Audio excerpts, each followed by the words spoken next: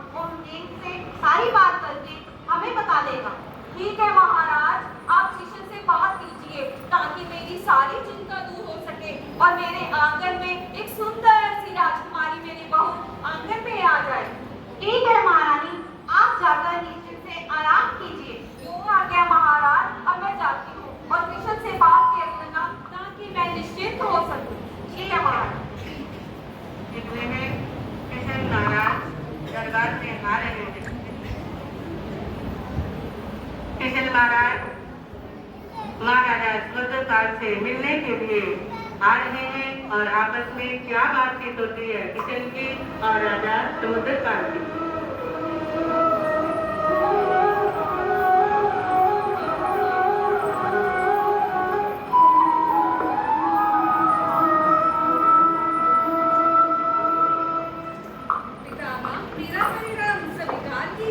आयुष्मान भव पुत्र, मैं तुम्हारा ही इंतजार कर रहा था। जैसे ही मुझे समाचार मिला कि आपने मुझे याद किया है, हम आपकी जगह में उपस्थित हो गए। हाँ पुत्र, मैंने तुम्हें याद किया था।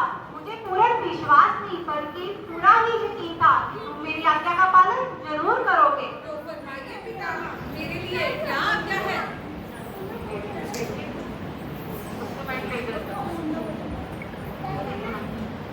तो फरमाइए पितामह, मेरे लिए क्या आज्ञा है? हमने तुमसे हेम के लिए शादी की बात करनी थी। वो तुम ही सुलझा सकते। तो मैं अपने आप को बड़ा भाग्यशाली समझता हूँ कि आपने मुझे इस योग्य समझा।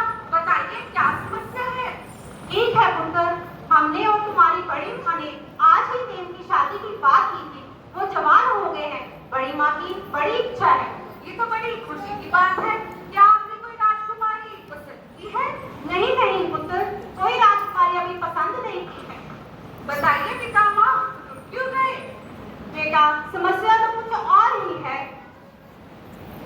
तो क्या आपने कोई राजकुमारी देखी हुई है? नहीं पुत्र, वो तो अभी शादी के लिए तैयार ही नहीं है। ऐसा कैसे हो सकता है? मुझे लगता है कुमार आपसे शर्मा गए होंगे। नहीं पुत्र, वो तो आज आत्मा और परमात्मा की बातें करने लग गया। वो कहता मैंने शादी ही नहीं करनी है। आप बेफिक्र रहिए महाराज, उनकी विनाके की बातों के सामने मैं मोह माया का ऐसा जाल बिछाऊंगा कि वो उसमें फंसकर विवाह के लिए राजी हो जाएंगे। ठीक है पुत्र, मुझे तुम पर पूरा विश्वास है। तुम ये कार्य पूरी सावधानी से करना। आप बेफिक्र रहिए महाराज,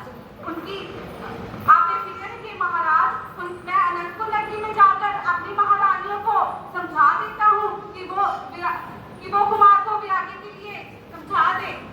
ठीक है पुत्र, तुम्हारी महारानियां तो एक से बढ़कर एक है। आप इसी विश्वास के साथ विवाह की तैयारियां प्रारंभ कीजिए, बाकी सब कुछ मुझ पर छोड़ दीजिए। ठीक है पुत्र, मेरा आशीर्वाद हमेशा ही तुम्हारे साथ है। जो भी करना पूरी सावधानी से करना।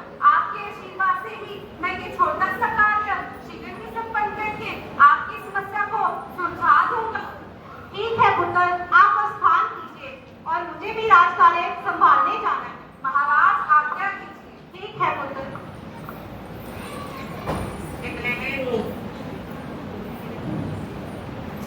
को शादी के लिए मना रही है और कह रही है। क्यों देवर जी, गुमसुम होकर क्या सोच रहे हो? अरे बहन, ये तो हमारी देवरानी के बारे में सोच रही हैं। जल्दी से शादी करके हमारे लिए सुंदर सी देवरानी लाएं। लेकिन इनके भाभी तो बोल रहे थे कि वे शादी के लिए मना कर रहे हैं। भाई रे दैया, देवर जी है शर्मा रही है। भला शादी से भी कोई मना करता है? नहीं नहीं, ऐसा नहीं हो सकता। देवर जी शादी के लिए नहीं मना कर सकते। हम तो देवर जी की शादी में जाएंगे, नए नए कपड़े डालेंगे, नए नए गहने डालेंगे और हमारे लिए एक अच्छी सी देवरानी लेकर आएंगे। चलो चलो बहन, जल्दी से शादी की तैयारी करें।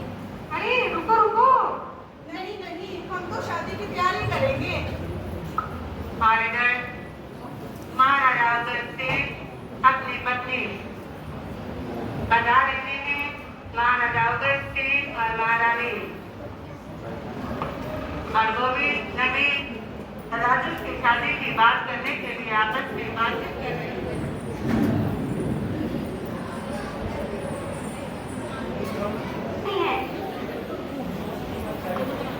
बैठिए महारानी, क्या बात करनी है? आपको तो पता ही है, हमारी राजकला बड़ी हो गई है।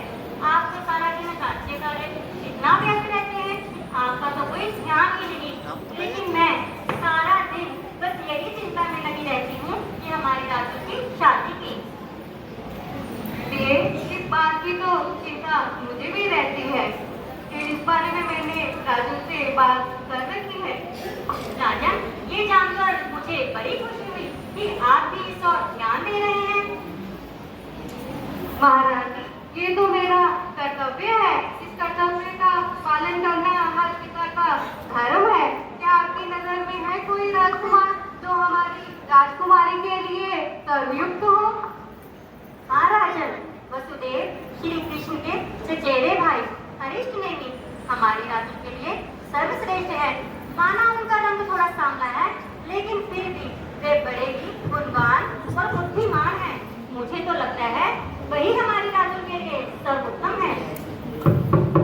प्रिय, नेम कुमार तो मुझे भी सर्वयुक्त लगे, लेकिन क्या राजन, क्या उनका रिश्ता कहीं और तय हो गया है? नहीं महारानी, जैसा आप सोच रही हैं वैसा नहीं। तो क्या उन्हें हमारी राजू पसंद नहीं? नहीं महारानी, जैसा आप सोच रही हैं वैसी बात नहीं। तो क्या बात है राजन, जरा मुझे भी इस बात से अवगत कराएं। सुना है नील कुमार वैराग्य सा जीवन जीते हैं और इसीलिए मैं अपनी लाडली का विवाह उनसे नहीं करना चाहता। अच्छा, तो ये बात है।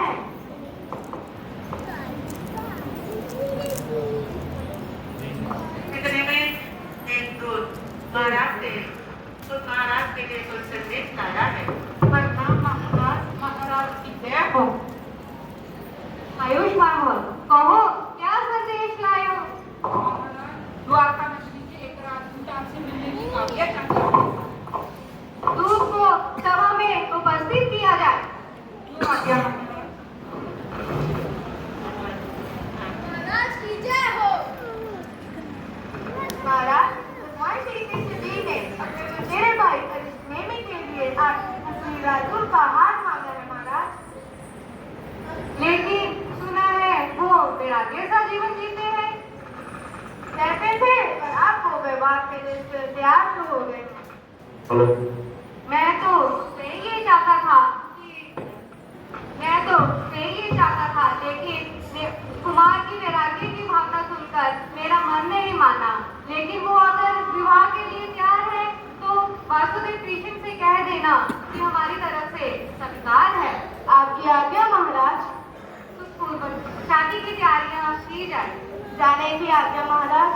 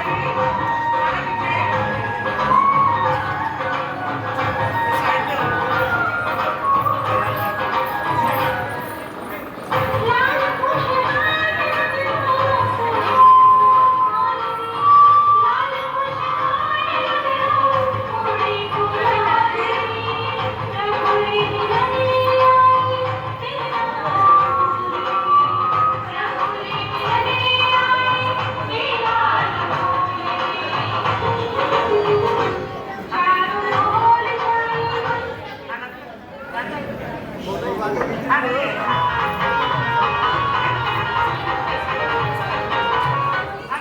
अलादी की बारात नवी राजा अपनी बारात लेकर आ रहे हैं। अभी सभी नीचे की चलिए, देखिए बारात के अंदर कैसी नवी राजा उसी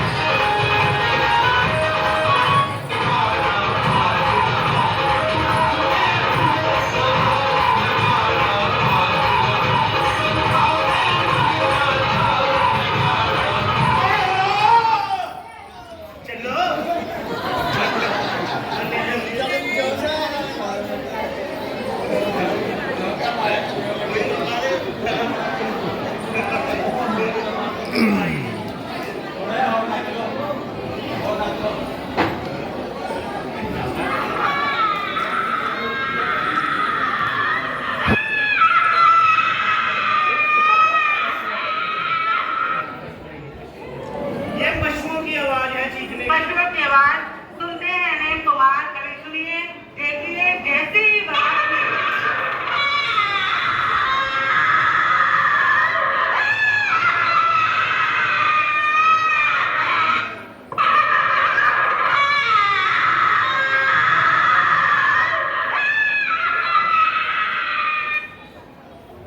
अरे मित्र, ये पशु की क्रुरता की आवाज कहाँ से आ रही है? ये पशु आज इतना क्यों रो रहे हैं? इनकी क्रुरता की आवाज मेरे कानों में विष की तरह घुल रही है, तीखे तीर की तरह चुभ रही है। भला आज इतने सारे पशुओं को बंदी बनाकर क्यों रखा गया है? राजकुमार, इन सभी पशुओं को आपके ससुर महाराज उग्रसेन ने बंदी बनाकर रखा है। क्या क्या कह रहे हो मित्र? इतने सारे पशुओं को बंदी बनाने की भला महाराज को क्या आवश्यकता?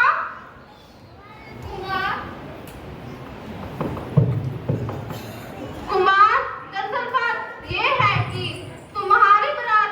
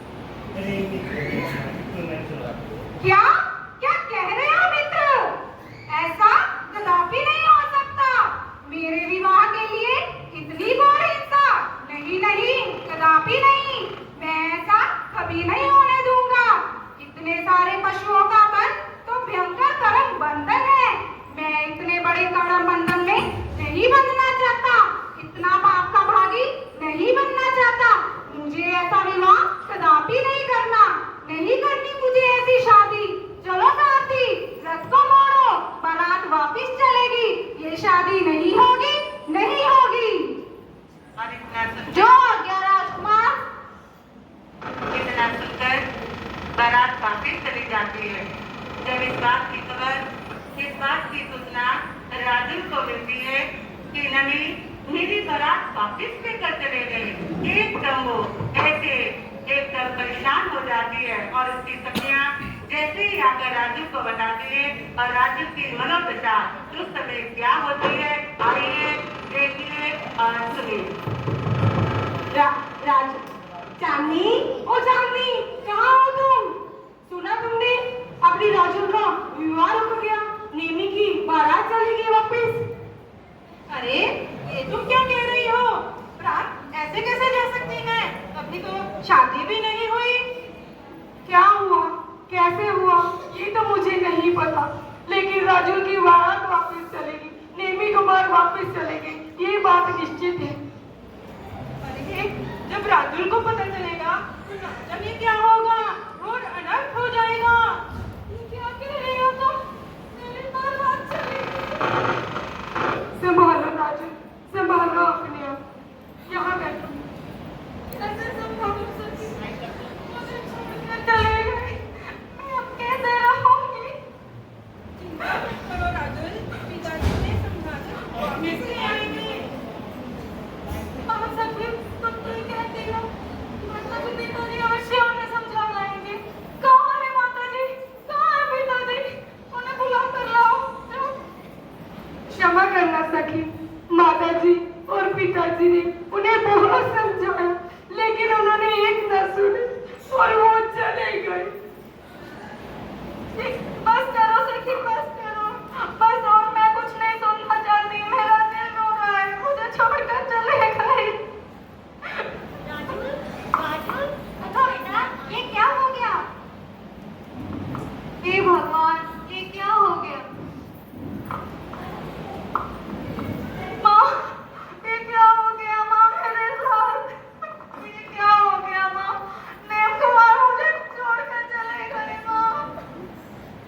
नहीं नहीं, ऐसा कुछ भी नहीं हुआ। हे राजन, अब आप ही इसे समझाइए।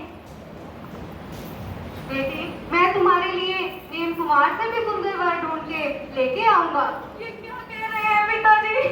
मैं नेम कुमार को मन से अपना पति मानती हूँ, उनके होते हुए किसी और पुरुष के बारे में मैं नहीं सोच सकती। माँ, मैं ये नहीं कर सकती। इतनी व्याकुलता, इतना मोह क्यों कर रही हो राज बेटी? माँ, मैं आपकी प्रीत और चिंता समझती हूँ, पर आप भी मेरी प्रीत को समझो। ये आज का बंधन नहीं, ये 7 जन्मों का बंधन है। वो एक आत्मा, तुम एक काया। जैसे धूप से छाया अलग नहीं हो सकती, वैसे आत्मा से काया अलग नहीं हो सकती। मैं नेम कुमार को जाके पूछना चाहती हूँ, उन्होंने रथ वापिस क्यों ले लिया? किस बात की सजा वो दे रहे हैं मुझे? मुझे अपने प्रश्नों का उत्तर चाहिए माँ। मुझे जाना होगा पिताजी, मुझे जाना होगा। इतनी लंबी जिंदगी अकेले कैसे बिताओगी? इतना मोह मत करो बेटी। महारानी, ये नेम कुमार ने अच्छा नहीं किया जो बारात वापिस ले गए। मुझे अपने प्रश्नों का उत्तर चाहिए, मुझे आज्ञा दीजिए, मुझे जाना होगा। नहीं नहीं, रुको बेटा, रुको राजू, रुको बेटा। अब राजू ने वहीं पर दुल्हन के निवास में अपनी नेमी से मिलने के लिए जंगल की और वनों की ओर चली जाती है और बर्फीले पत्थर की परवाह न करते हुए कभी गिरती है, कभी उठती है और रोते रोते आखिर नेम कुमार ने, मेरे पति ने मुझे आखिर क्यों छोड़ दिया, ऐसा मैं पूछना चाहती हूँ। तो ऐसे बढ़ती जा रही है नेम को ढूंढने के लिए कि जिस मार्ग पर नमी गई है उसी मार्ग पर मैं जाऊंगी। जिस पथ पे चली मेरे पिया, उस पथ पे जाऊंगी। दुल्हन ना बनी जोगन बन, जिस पथ पे चली मेरे पिया, उस पथ पे जाऊंगी। दुल्हन ना बनी जोगन बनती।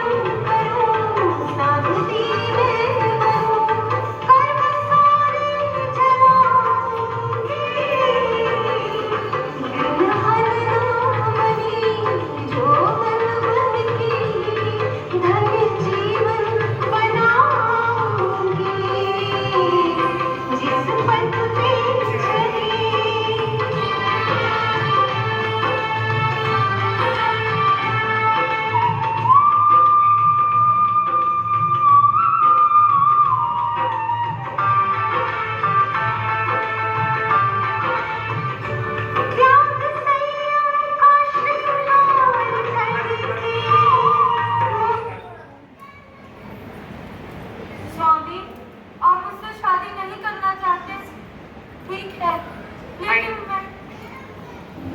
लेकिन मैं आपके साथ चलना चाहती हूँ, जैसे माता सीता ने भगवान राम के साथ वनवास किया था। राजुल, ये वनवास नहीं, वैराग्य है, और वैराग्य की राहें बहुत कठिन होती है। उस पर तुम जैसी कोमल नारी नहीं चल पाएगी। स्वामी, आप नारी शक्ति को क्या समझते हैं? उसकी प्रीत उसे वैराग्य की राह तक ले जा सकती है। देवी, अगर तुम अपनी प्रीत को ही वैराग्य का रंग दे दे, तो आपकी आत्मा का कल्याण हो जाएगा। स्वामी, आप ठीक कहते हैं। आपने मेरी मोह की नींद से जगाकर मुझे वैराग्य का पथ दिखा दिया। अब मैं भी आपके साथ वैराग्य करूंगी, मैं भी दीक्षा लूंगी। देवी, आपने सही निर्णय लेकर अपनी आत्मा को इस संसार का सच्चा धर्म बताया है। देह के मोह को छोड़कर आत्मा का सच्चा ज्ञान पाया है। देवी, ये संसार तो नश्वर है। जो यहाँ आया है उसे एक दिन यहाँ से जाना ही होगा। इसलिए देवी, अपने देह के मोह को छोड़कर वैराग्य की राहें अपनाएं, तभी आपका कल्याण होगा, क्योंकि यही वैराग्य है देवी, यही वैराग्य है। उसी तरह नवी और राजन दोनों वहां पर दीक्षित हो जाते हैं। बोलिए नवी कुमार की, नवी कुमार की, राजन की, राजन की, जयकारा, जयकारा।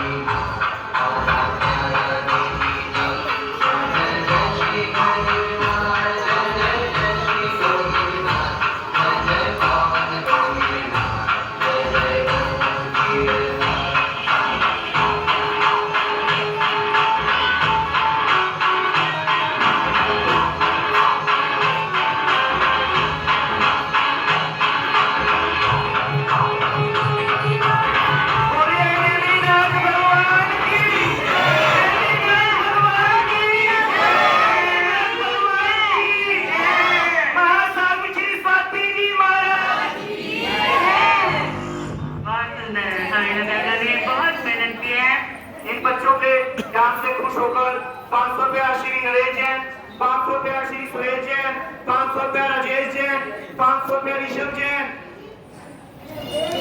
500 रुपया